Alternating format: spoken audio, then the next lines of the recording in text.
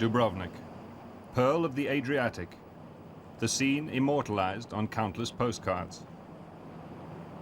The ancient Croatian city offers a glimpse into a past that's made it one of the cultural centers of the Mediterranean region. Today, tourists are back, exploring the ramparts which saw off a major earthquake, but it was only 10 years ago the city faced its greatest threat. In October 1991, the Serb guns started to rain down shells on Dubrovnik. The city had got through the Second World War virtually unscathed. Now, Serb troops arrived in force. For 6 months, the mainly Croat population was under siege. Destruction poured down from the surrounding hills. In all, 287 civilians were killed.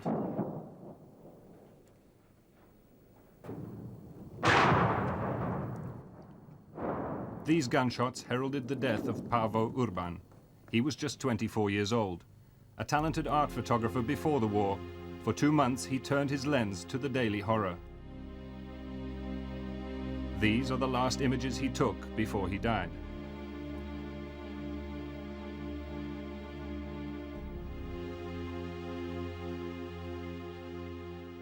Ja sam se prvo iznenadila Pavovom hrabrosti. To je prvo.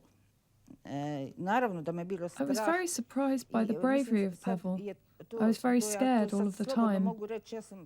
I can say today that I was threatening him, that if he continued doing what he was doing, I would break his legs.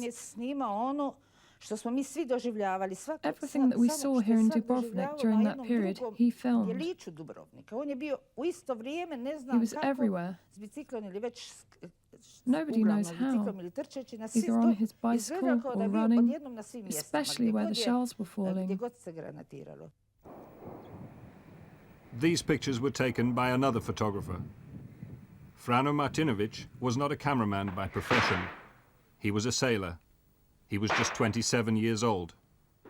Frano died as he took these pictures. Frano shared the same name with his father.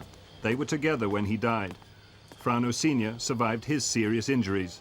Today, he still can't make sense of what happened. Many things are wrong.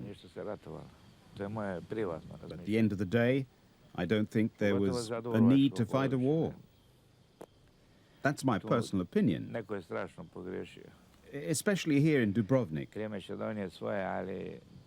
Someone made a horrible mistake. Time will tell. Planned or unplanned, it was a horrible tragedy. It's a decade since the siege, and Dubrovnik today belies the fact that it ever happened.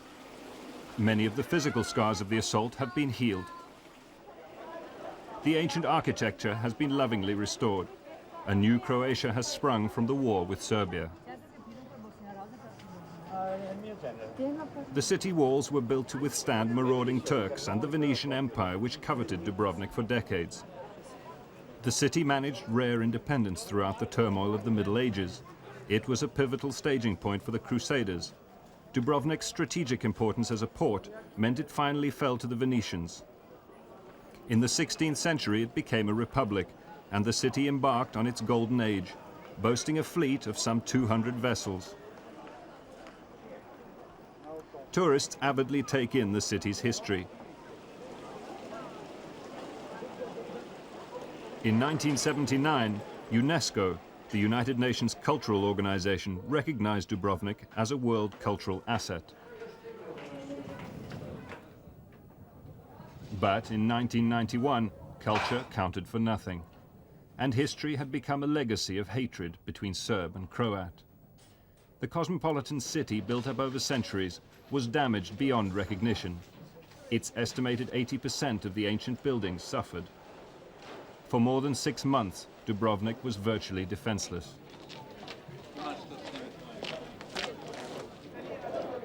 The people had no regular supply of food and water, and the world looked on aghast.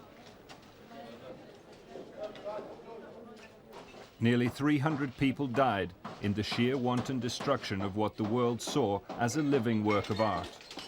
it caused global dismay.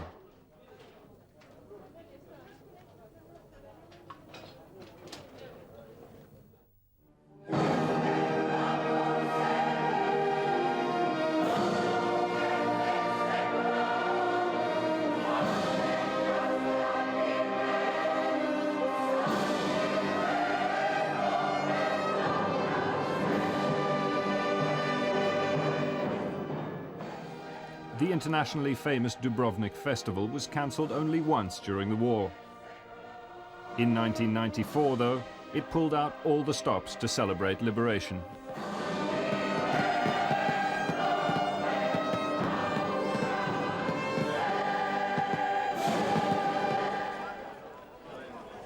Most people now are happily oblivious of the siege, but for composer Jello Jusic, the memories are vivid and ties to the city blood thick. I was born in this place. Dubrovnik is my wife and my lover, and I was defending this place with the whole of my heart. All of my music was written here. I don't understand even today why people have tried to destroy this ancient culture. Why? But today all of these people are returning to enjoy this beauty. And it's not just a source of pleasure to the people of Dubrovnik, it's their livelihood. So far, 55% of the city's hotels have been renovated. A big push is being made to sell it as a centre to explore the beautiful Dalmatian coast.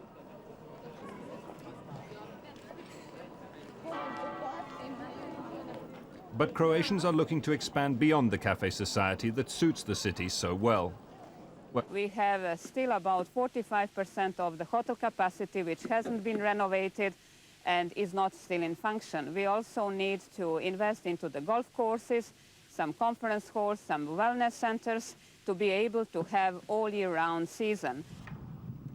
Basking in the last sunshine of the summer, boats from all around the world at their moorings. It's hard to believe that only 10 years ago heavy artillery pounded this port. Dubrovnik's immense battlements have seen off earthquake and war over the centuries. It has absorbed much and survived. For some, its resurgence is an inspirational symbol as the world again goes through traumatic times.